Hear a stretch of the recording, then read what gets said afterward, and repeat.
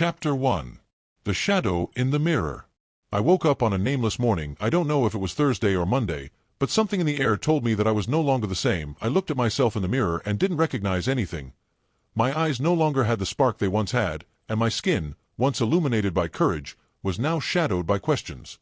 For some time, I felt that I no longer belonged to the world I lived in. I woke up with the taste of silence in my mouth, and fell asleep with questions on my tongue.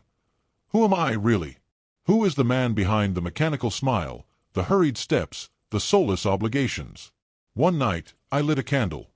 Not because I had no light, but because I felt that only a living flame could accompany the truth that was to come. "My soul," I whispered, "if you are there, answer me. I need to hear you."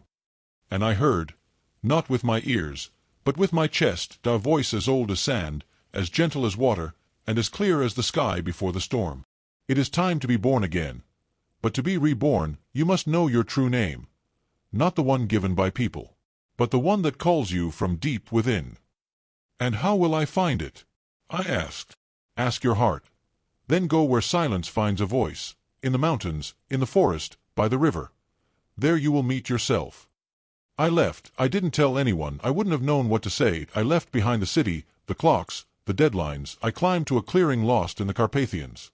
There I sat, silently, and waited. On the third day, while the wind caressed the fir trees, I heard it again. "Your name is Erewhon, he who listens to the wind." I cried. I didn't even know why.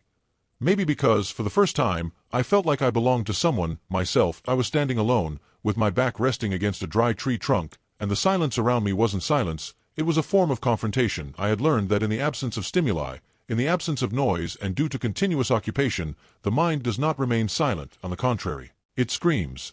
Thoughts began to flow, not the banal ones, about the past or plans, but the heavy ones, the ones that I usually bury under work, conversations, TV shows, or urgent tasks. I remembered all the moments when I betrayed myself just to be accepted. All the yes said when I wanted to say no. All the silences that hurt me more than honesty would have done. In isolation, in the silence of nature that offers no distractions, I was forced to listen to myself. It was not a beautiful revelation, but rather a deaf battle with my reflexes. For the first time, I had no one to blame. Neither the context, nor the others, nor the lack of time. It was only my choice. To look at myself or to run away again. I realized that my whole life had been structured on reaction. I was reacting to expectations. I was reacting to fear. I was reacting to the idea of what others will think. I had not lived. I had responded. True loneliness is not the absence of people. It is the absence of sincerity towards oneself. Slowly, I began to speak to myself, not as a child or as a guilty person, but as an exhausted person who deserves understanding. "What do you really feel now?" And I answered, in a whisper, "Fear. That everything I have built is nothing but walls. That if I tear them down, nothing will remain. But walls do not protect us, they isolate us. They don't keep us safe, they keep us from authenticity." I realized that the name I was looking for wasn't a word, but a definition of the liberated self. I didn't need to receive it from someone else. I needed to give it to myself. It was the way I accepted my humanity, my weakness, my strength, my past, and the possibility of change. Perhaps a man receives his true name when he stops living to impress and begins to live to understand. And that day, without a flame, without a vision, without a voice from another world, I chose not an exotic name, but a commitment. I want to be true. I had always thought that fear was a reaction to danger, to uncertainty, to loss. What I hadn't understood was that fear, in its deepest form, doesn't necessarily have an external object. It exists even when everything seems calm. Or especially then, in that deep silence, far from people, I began to feel the anxiety like a pressure in my chest. It didn't come from any concrete thought, but from something older, deeper. An emptiness. An old voice asking, "If you are not what you claim to be, then who are you?"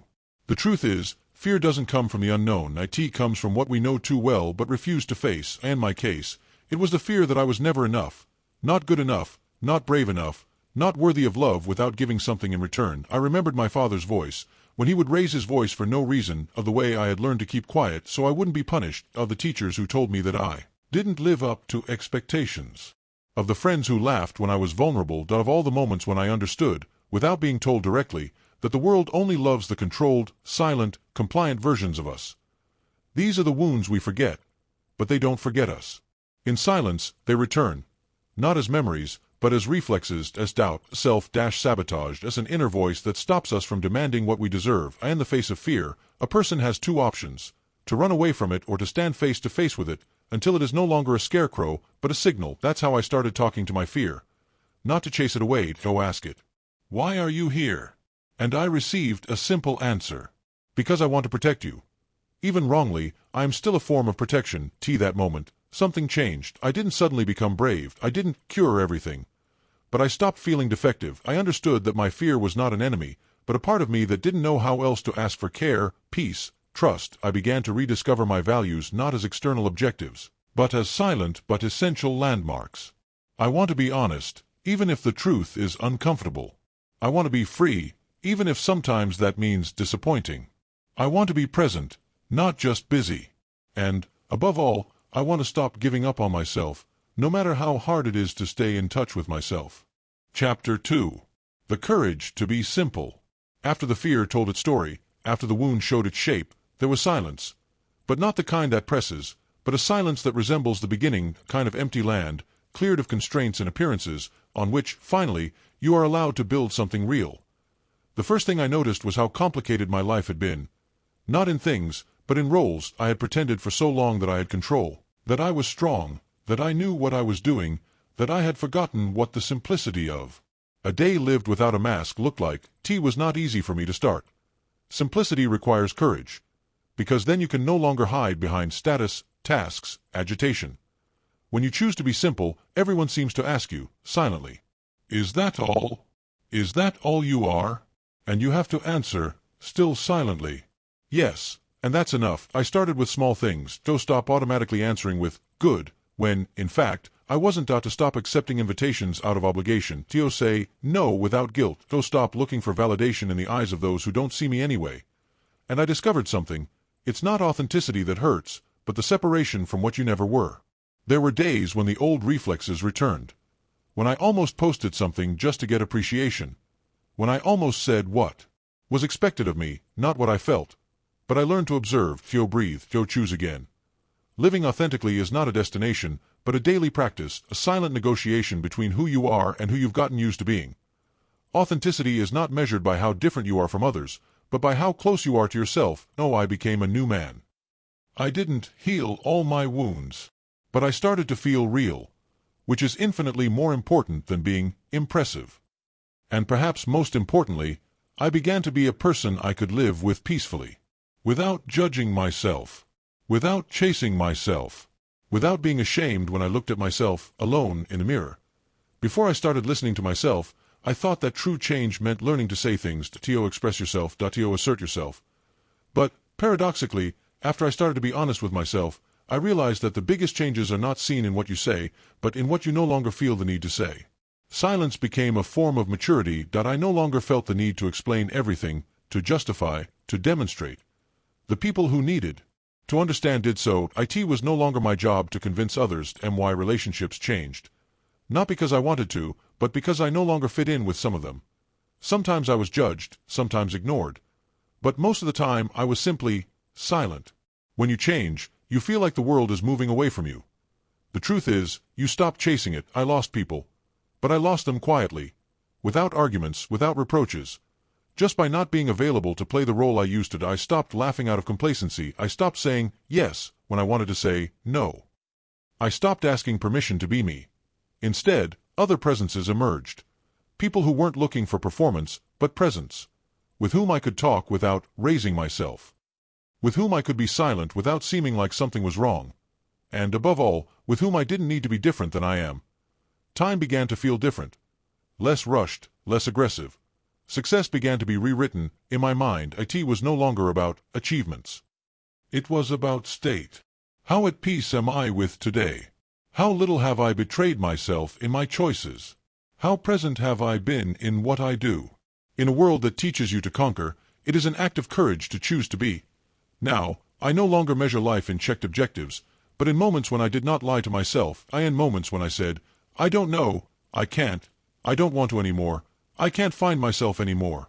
In those no's, a profound yes was born. Yes, to who I am as I am now.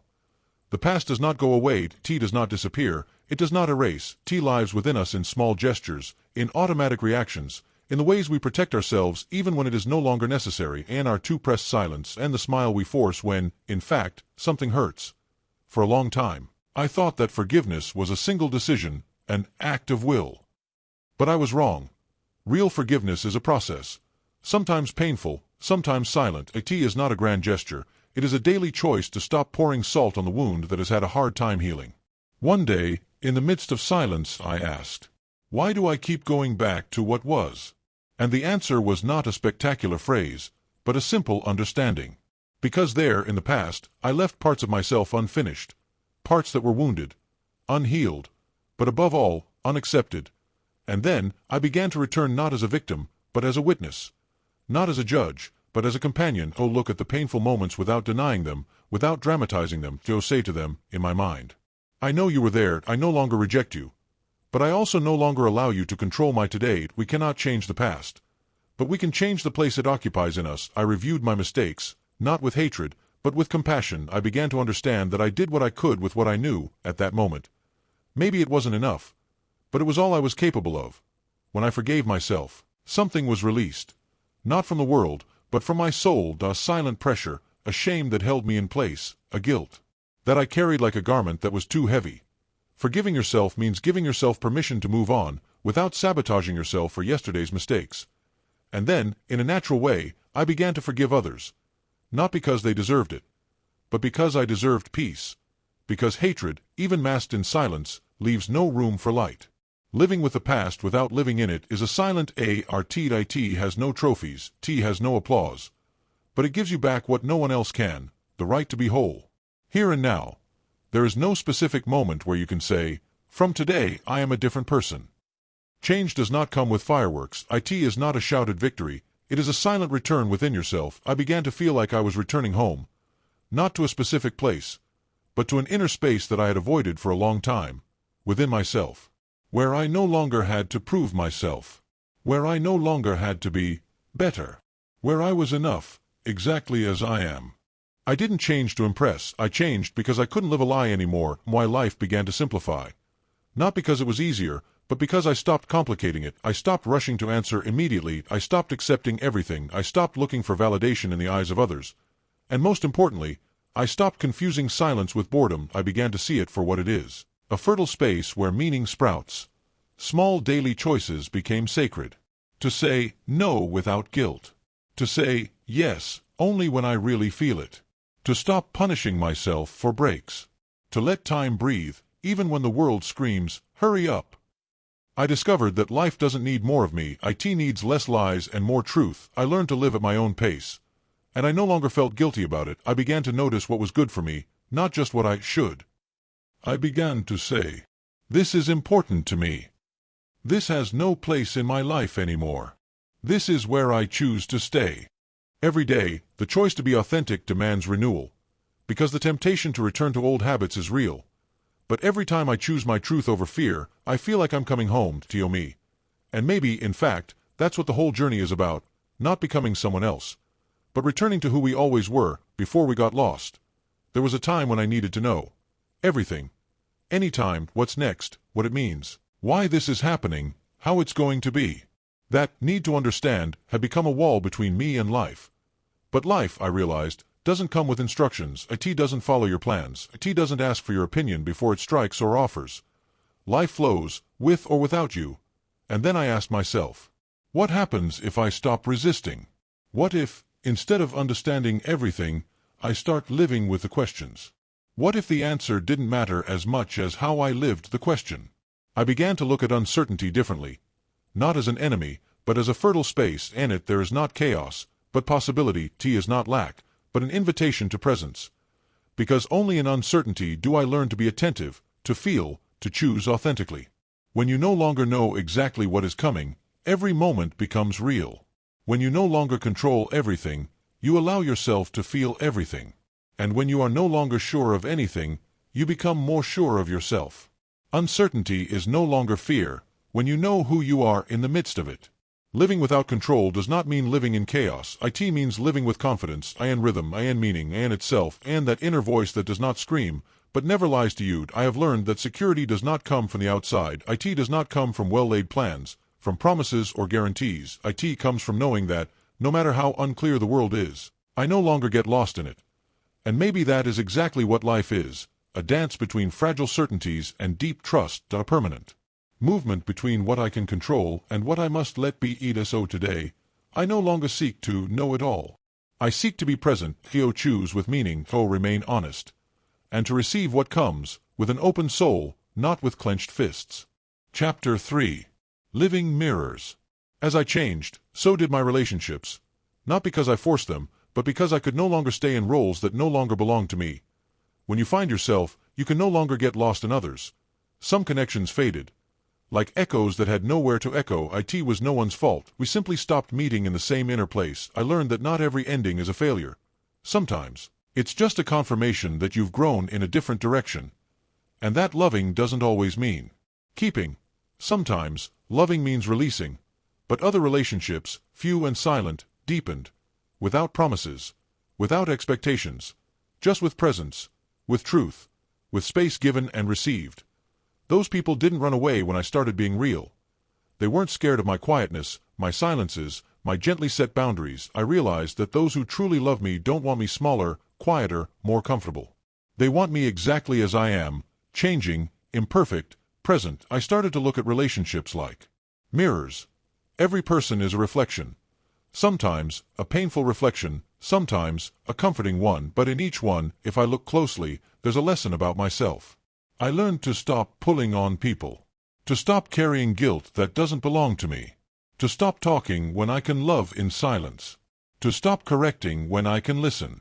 To stop saving when I can respect the other person's path. True love doesn't need many words. It needs presence, freedom and truth. And I learned to be a mirror for others too. Not to judge, but to reflect with sincerity. Not to change them, but to offer them a space in which they can see themselves more clearly. Relationships are no longer a place to get lost. They are a space in which to express myself, to build myself, to let myself be seen. And in every encounter, I come back to myself. For a long time I confused strength with tension, with hardness, with not showing what hurts, with not asking for help. But I found myself, at a certain point, alone and exhausted in my own armor. I had learned to resist, but I had forgotten to feel. I was living with a mask of control, while, underneath, my soul was crying out to be touched. But not with wars, but with gentleness, of admiration, but of understanding. Took me a while to allow myself to be fragile, cry without shame, admit, I don't know. To say, it hurts. To accept that sometimes I'm not strong, and that that's where the real strength lies. We are no less valuable when we break. We are more human, deeper, more alive. Fragility is not weakness, it's the place where compassion is born.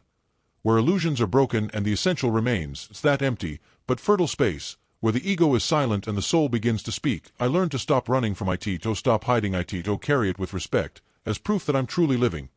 Being fragile means that you loved, that you lost, that you hoped, that you fell and, instead of getting stronger like stone, you chose to soften like clay, and every time, you were molded from new. True strength is not rigidity, is flexibility. The ability to be in motion, even when life hurts. Today, I no longer want to be strong. I want to be real, be whole, even with trembling pieces. Because from them something is born that does not break, humanity. Healing did not come as a revelation, nor as a bright light that scattered my shadows. Came like a soft rain after a long drought. I began to feel differently, not because the world changed, but because I no longer met it with open wounds. Sometimes, healing means that you can look at the same place that hurt you, and it doesn't hurt anymore. Not because you forgot, but because you understood.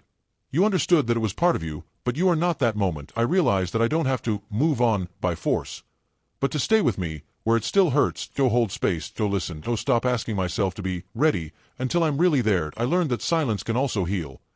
That sleep is also an act of love. That a carefully drunk tea is a form of prayer.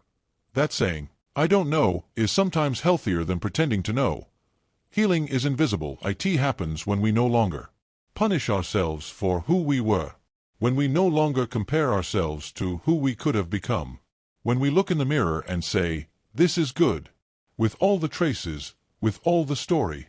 Sometimes, I felt like I was returning to myself with ant-like steps. But each small step was a silent revolution. I don't have to show anyone how I'm healing. Because it's not a show, it's intimacy, it's mine. Today, when I hurt, I no longer run away, I stay with myself. And I say, I am here, I won't leave you alone again. Chapter 4. Freedom to be. For a long time I dreamed of freedom as a way out, go escape, go leave, oh get rid of everything that hurts. But true freedom was not given to me by distance, but by closeness, by returning to myself, without shields and without roles. Freedom does not mean being able to do anything. It means no longer feeling the need to run away from yourself. I understood that I was free only when I was able to say no without guilt and yes without fear. When I no longer wanted to be in another skin, in another time, in another place. When I allowed myself to be exactly who I am, with all the distrust, with all the wonder. Freedom began the day I stopped trying to explain myself to everyone, nor to justify myself to myself. I began to choose what thoughts I let remain, what emotions have room to flow, what voices still have room in the chamber of my conscience. It's a silent freedom that doesn't scream, doesn't claim, it doesn't need to prove itself, it just is. Like the air, like the light, I broke free from the expectations of others, not through rebellion, but through understanding. And I realized that those who truly love me will love me anyway.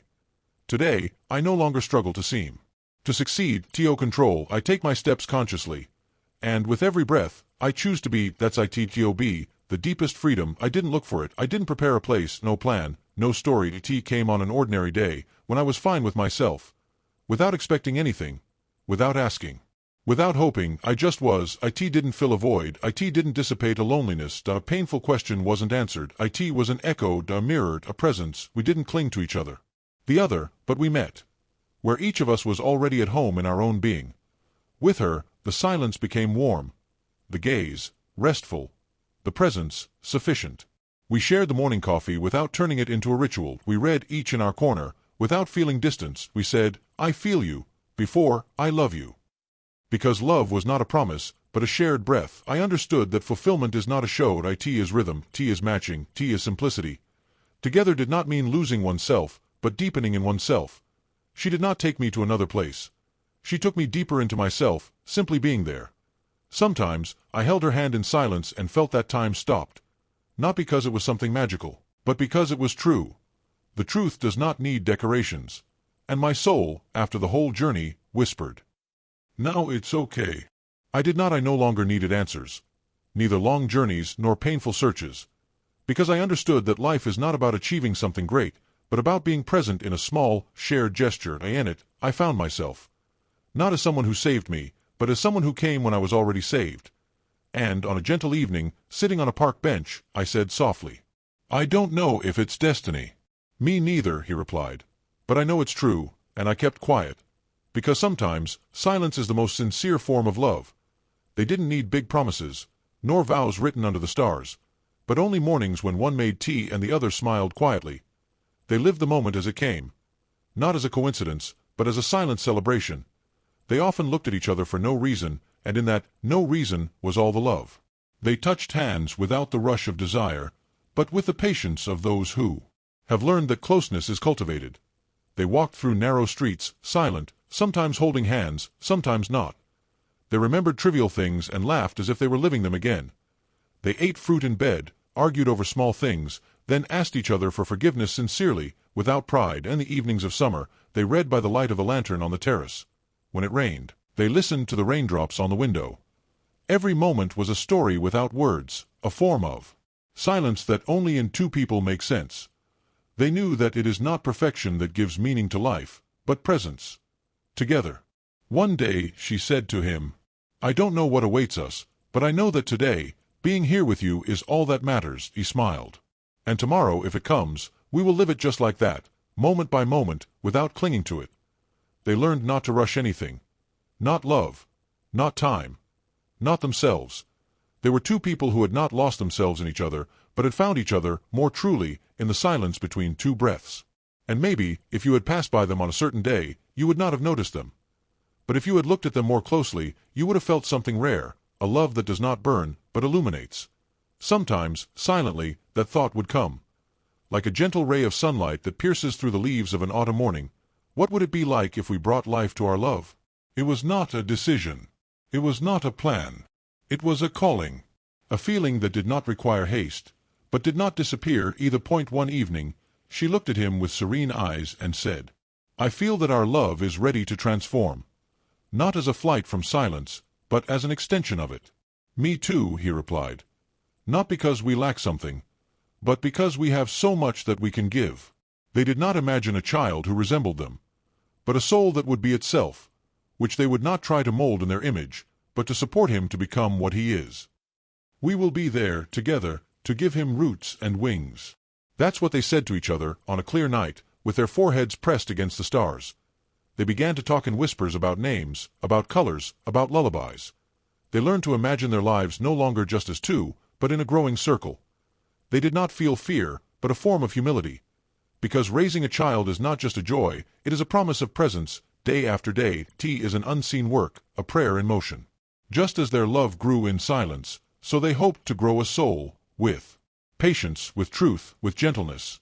And when the news came, on a morning when the birds were singing without knowing it, they remained silent, with their hands clasped. Tears appeared without sadness, only from the depths of overwhelming gratitude. "Do you realize," she whispered, "we will learn again what wonder means." "Yes," he said. "We will learn to see the world through eyes that are just beginning to know it." And their love, which until then had been like a quiet house, became a garden, space where not only a child would grow, but also them, as parents. Not perfect, not knowledgeable, but always present. Because true fulfillment is not just in loving, but in giving that love to another soul who comes to learn what life means. The child's arrival was not spectacular, no trumpets were heard, no stars shook. But something profound changed in them, from the moment they first felt the breath of that small, warm, fragile and completely trusting body. It was as if time had stopped for a moment, just to tell them, "Look, from here on out, everything is a gift." Their inner world, built so painstakingly from silence and reflection, was shaken, not destroyed, only deepened. Because now, in every banal gesture, the changing of the diaper, the rocking of the night, the smile at dawn, a new form of the sacred pulsed. Love became presence. She, who had always been attentive to nuances, now learned from the child's cry the rhythms of another language. He, who had been accustomed to silent thoughts, was now learning to be completely in the body, completely in the moment, completely in the service of a soul that still did not know how to ask for anything other than through tears. Patience was no longer just a virtue, it was necessary like air. And giving up no longer meant loss, but transformation. They began to understand what it meant to see your old wounds in the mirror of a child's eyes. How your fear becomes his agitation. How your peace settles in his body as a silent memory. Every white night they learned that love is not a feeling, it is an act, gestured, choice, repeated, daily. When the child said, "Mom," for the first time, she felt that word not only named who she was, but who she chose to be, always. When the child laughed in his arms and said, "Daddy," he understood that strength lies not in strength, but in gentleness and staying there, even when you don't have all the answers. Their inner world changed, not because it was turned upside down, but because it was refounded. Every thought now had an echo. Every choice, a trace. Every word, an impact. Being a parent doesn't mean building a child, it means rebuilding yourself, moment by moment, under his eyes. And throughout this process, they stayed together. Sometimes tired, sometimes unsure. But always together, hand in hand, heart to heart. Because they understood one simple thing: true love is not seen in how a life begins in two, but in how a life grows in three, the first step. Nothing had announced its arrival, no specific gesture, no sign. And yet, one day, between two hurried steps from the mother end, a moment of silence from the father, the child got up and walked.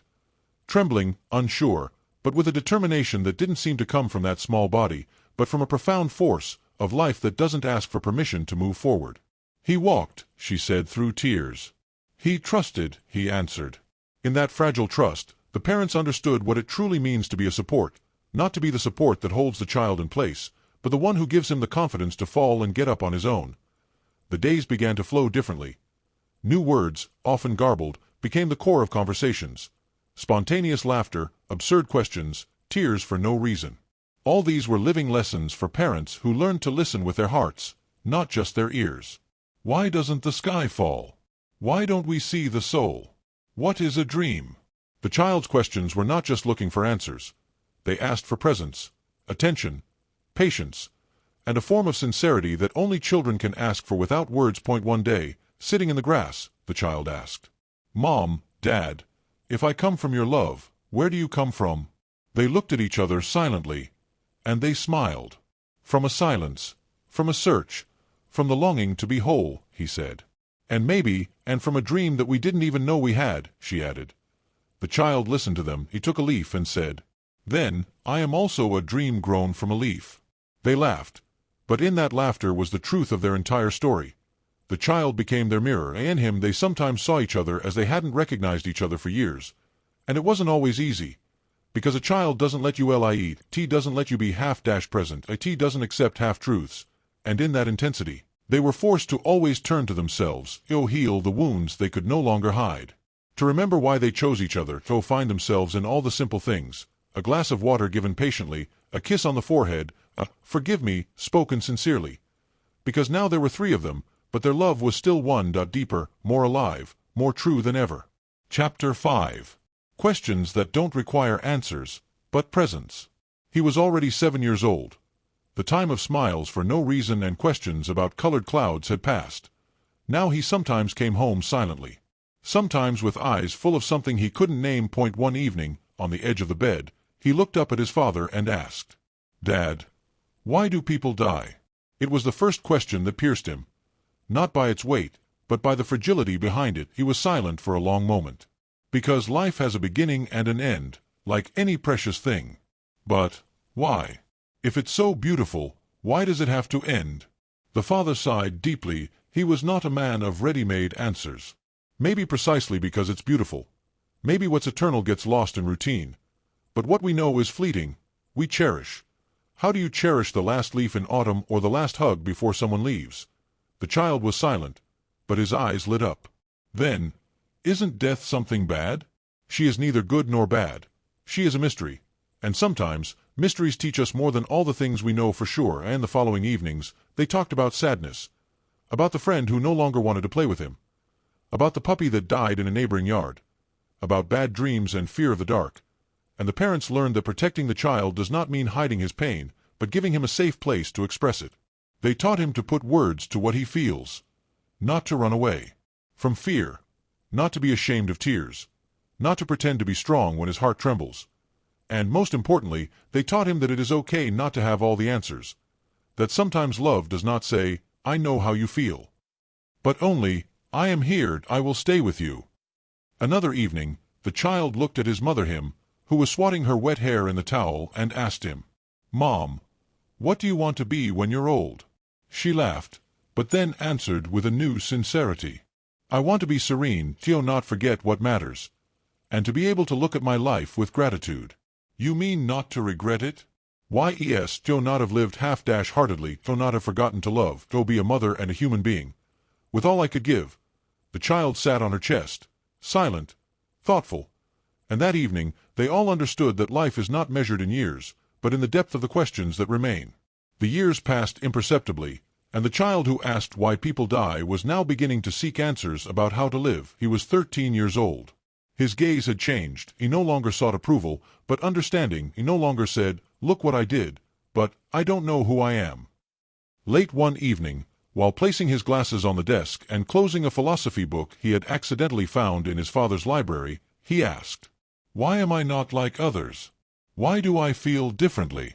Father and mother looked at each other. They knew that question. Each had said it, silently, at some point. Mother answered first. Because you are. And because, deep down, no one is like the others. Some just learn early not to pretend. But it's hard to be honest. It's like, the world has no room for someone who asks too much. Father smiled bitterly. No, really, not easily. But maybe it's the people who ask who create new places, new worlds. They talked a lot that evening. About belonging. About the desire to be seen without being judged.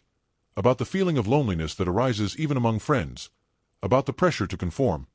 And about the beauty of keeping your thoughts free. In the months that followed, the boy began to write. Poems, fragments, questions. A diary that he didn't show to anyone. It was his way of building a bridge between who he was and who he wanted to be.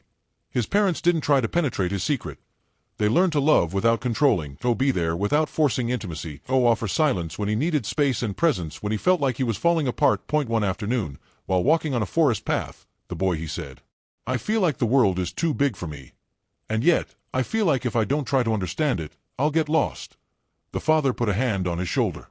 Then you're on the right track. Because growing up doesn't mean having all the answers, it's learning to live with the questions. Being human is not a destination, it's a road. Sometimes steep, sometimes serene. But the most important thing is not to walk it alone. Chapter 6. When life is reborn in the form of a daughter. It was a quiet morning. The sky had a color that no one knew how to call. Maybe because it was not a simple color, it was the promise of a new life. And at that sunrise, a little girl came into the world. She didn't scream loudly. She didn't cry much. She just opened her eyes and looked as if she already knew that the world was waiting for her, as if she carried with her a sacred silence. One that reminds us that every beginning is also a continuation of something unsaid. Her father took her in his arms, trembling. Her mother looked at her with a tear that resembled neither joy nor pain. It was a tear of recognition. Her older brother, now almost an adult, entered the room with soft steps. He looked at her and felt a knot in his chest that didn't require words. It was as if a part of him had given birth again. "What will he call her?" he asked in a low voice. His mother looked at him. "Would you like to choose?" The young man smiled. He closed his eyes for a moment, as if listening to an echo. Ayana, let's call her Ayana. It was a simple name, but everyone felt it as a revelation. Not because the little girl brought light into their home, but because, looking at her, they remembered that light never comes from outside. It is within us, but sometimes we need someone to show it to us again. The days began to flow differently. Time slowed down. The rituals settled down in peace. The first coos, the first smile. Sleep on father's chest, fingers wrapped in mother's hair. But above all, a silent change came in the brother's soul. Until then, his searches had been carried out outside, in books, in dialogues, in unsent letters. But now, looking at his sister, he felt that everything that was essential came in a small and fragile body, which had no answers, but which lived in pure presence.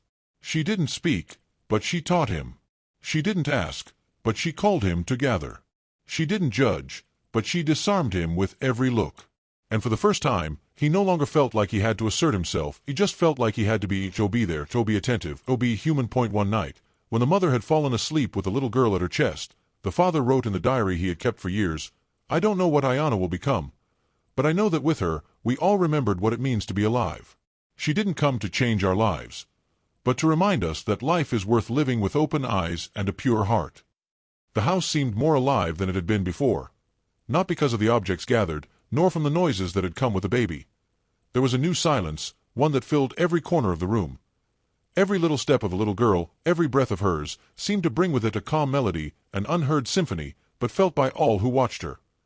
The mother held her in her arms with a love deep, as if it protected not only her fragile body, but also the essence of a life that was reinventing itself. Every day, the mother looked at Ayana and remembered the first moments of her son. There was that strange, almost contradictory sensation that everything was new and everything was familiar. The boy's eyes filled with a care that he could not define, but which became more and more evident. The little girl, with a bright smile as she clung to his fingers, seemed to tell him, "Don't be afraid, I am here, and in my world. You are a big part of everything." When he held her in his arms, his brother looked at her with a reverence that he did not fully understand. It was a meeting between two worlds, the world of a teenager who was beginning to understand what it means to be human, and the world of a baby who only knew how to feel. Every time he touched her, a deep silence enveloped him.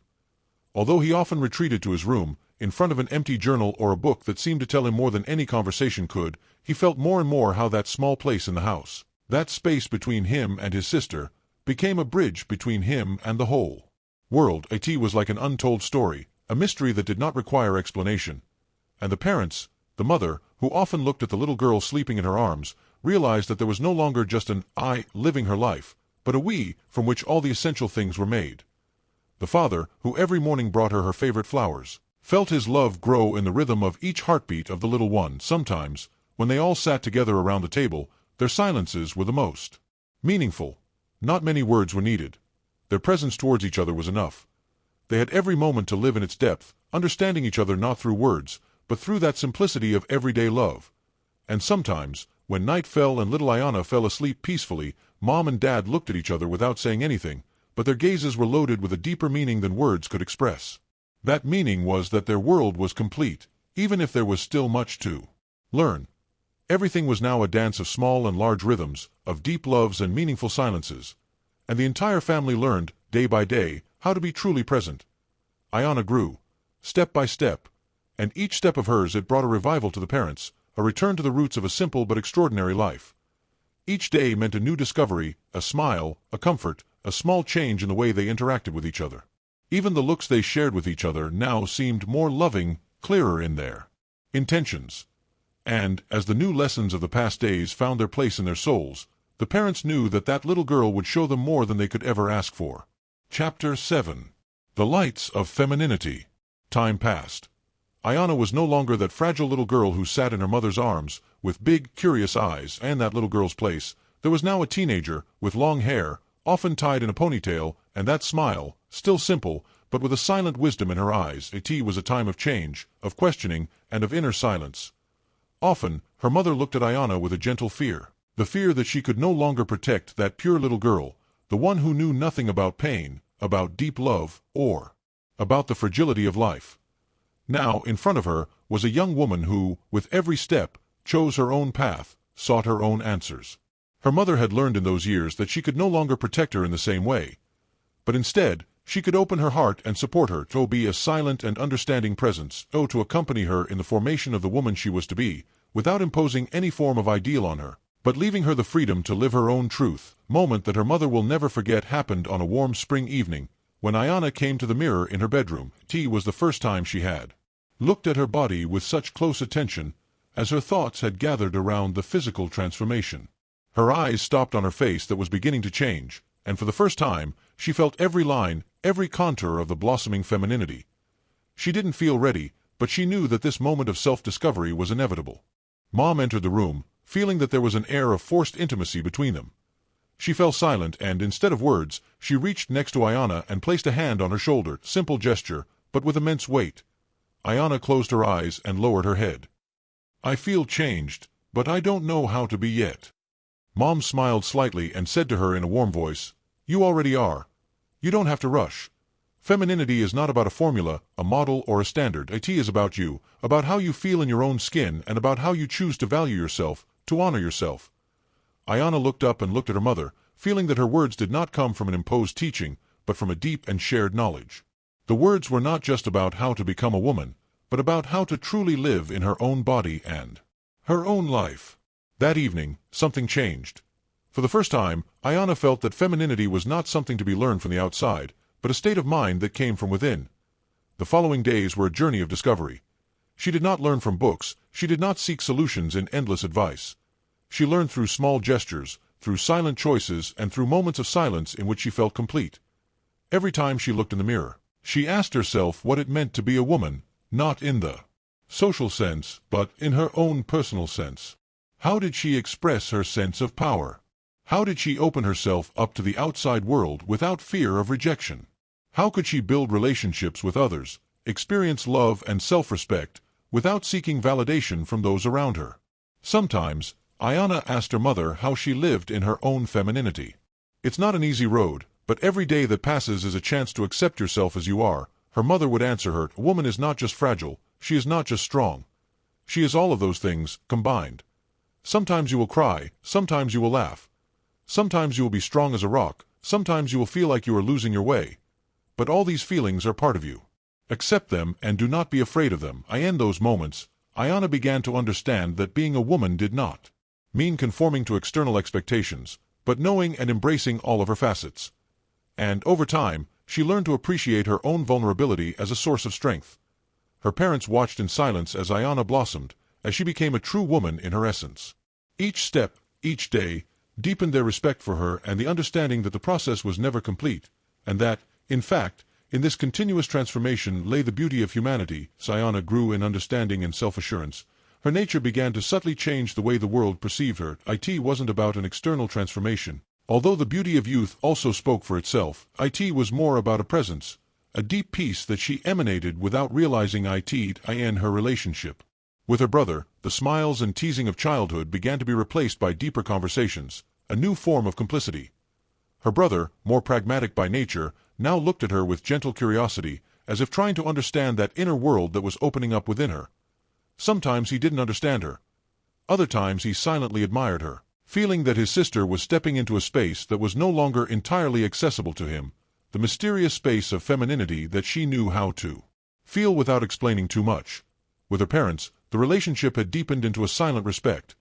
There was no longer a need for advice at every step.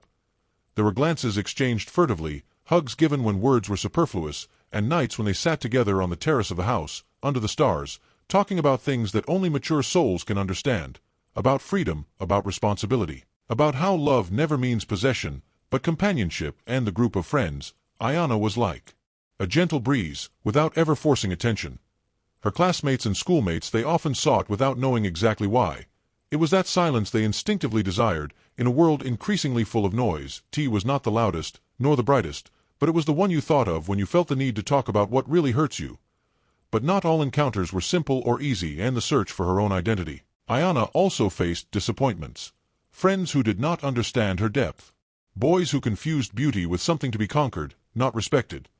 There were moments when she felt the need to withdraw, to ask herself hard questions about who was worth being close to, and those moments, she remembered her mother's words, "Respect your soul, and it will know who to keep." Slowly, she formed a small circle of friends who did not ask her to be anything other than who she was. People who knew how to be silent together with her, to laugh from the heart, to be fully present. One autumn day, while walking through the golden forest of fallen leaves, Ayana realized that her femininity was not a gift to the world, but to herself. That true love, authentic respect, and sincere appreciation begin inside, not outside. That beauty was not in admiring glances, but in the way she herself carried her soul in the world. And so, in every relationship, of friendship, of love, of family, Ayana no longer sought to be accepted. She offered from the fullness of her being, and those who were ready to receive such light remained.